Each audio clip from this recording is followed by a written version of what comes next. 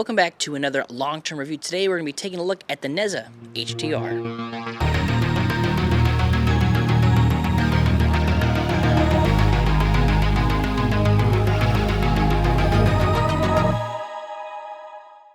So right off the bat, let's dive into some of the things that I loved about the HTR. And the first thing is going to be the style. Now, this is a different looking bike than we've tested on the channel. I know there are some out there that are kind of similar. We got a lot of cool angles here, and this top tube goes all the way through the bike. It's a perfect cylinder, just kind of adds to a couple of cool things about that. And inside that, we've got this front light, and then in the rear, of course, the rear light. That's where the rear light goes. And so the style for this one, I think, was kind of an appeal to me. Now, there's some parts of the bike that maybe aren't as in line with that. Like we've got the controller housing down here. It's fine, but I think that if we wanted to bring some different angles in there, we might be able to finesse that just a little bit in order to kind of keep with the aesthetics of the whole bike. Now, my second point we touched on a little bit earlier is going to be the integrated lights. Now, there's nothing extremely special. They're not extra bright or anything like that, but I do like the fact that this is not something I have to go and keep adjusting or tightening or making sure that it's pointing in the right direction. Now, right out of the box, it does shine fairly well. Seems like it was in a pretty good spot when we ride it around towards dusk and nighttime. I would still recommend, if you are going to be riding this thing around at night, so you don't have any sidewall reflective stripes or anything like that, getting a different light to mount here on the top. But I really do love the simplicity that this integrated light system brings. And as I mentioned, the rear light is also integrated back there, so no batteries, no hussing, no fussing. It's just in there. No hussing, no fussing. And number 3 is going to be the handlebars. So not really anything special about these handlebars per se, but when we look at some of the other bikes and some of the different slopes and swoops and all that sort of fun stuff, I really appreciated these handlebars, how wide they are. So the handlebars are fairly wide, pretty much straight, a little bit of a sweep back to them, but I really like that. It just felt like, even though this is kind of a smaller bike, smaller tires, sometimes they'll bring the handlebars in a little bit, and it's a little bit harder to control. So having this wider handlebars here, I think, was an excellent move on their part. Now, it does add a little bit to the blueprint of this bike, but it doesn't fold. So this isn't something where that's going to be a primary concern or something they're really designing for. So I like that they went with this wider, straighter handlebar. And now let's talk about some of the things that I don't love. And the first thing is going to be the seat post battery. Now, as you guys know, I am a fan of this design. I think there are other companies that may have implemented it a little bit better, some more extras to it, and I'm going to go over some of the downfalls here on this particular seat post. As I mentioned, this is sort of the industry standard for seat post tubes. There's nothing necessarily wrong with it, but a couple of downfalls when we compare it to other bikes that have a little bit more of a sophisticated system are it plugs in here to the bottom. So if you want to unplug this to take this off the bike, charge it inside, you've got to get under the bike and pull it out. There's nothing necessarily difficult about that other than the fact that you have to get down that low.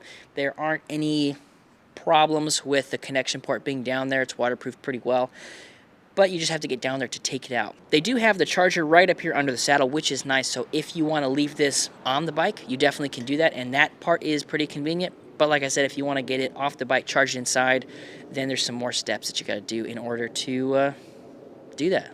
The other part of the bike I wasn't too fond of is the cabling.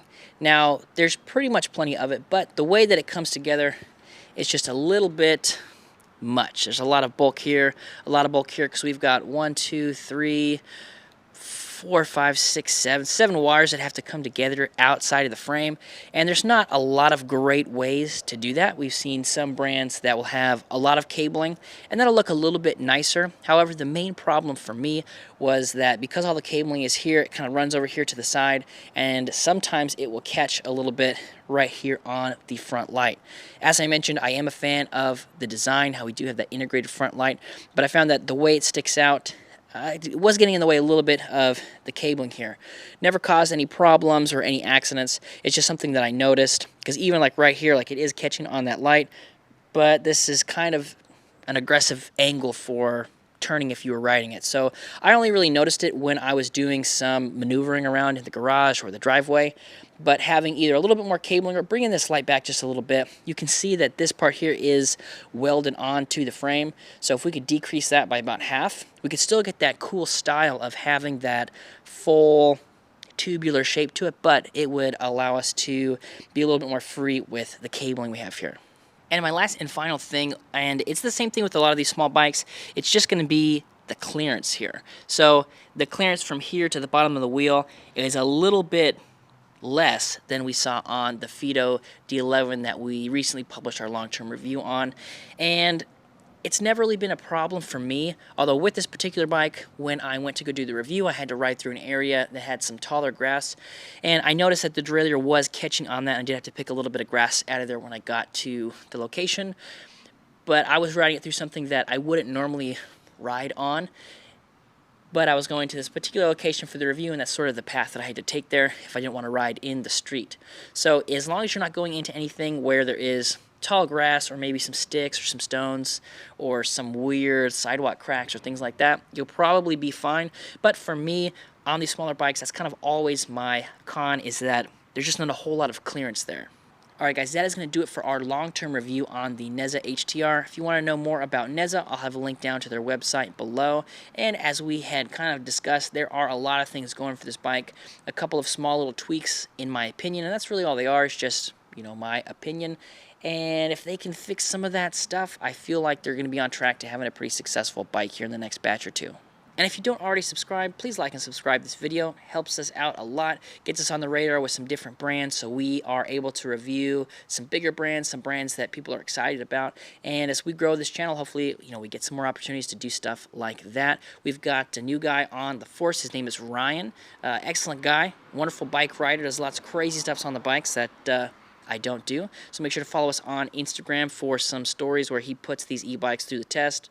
We do some wheelies, we do some endos, we do all sorts of crazy stuff. I say we, but it's Ryan. Ryan's the one doing all that sort of stuff. So if that's some of the content you guys are into, make sure to follow us at Instagram. We got more reviews on the way. 4 or 5 bikes I think are en route via FedEx, so FedEx, get here. We got some bikes to review. So stay tuned. We got some more bikes coming for you, and we'll catch you on the next one.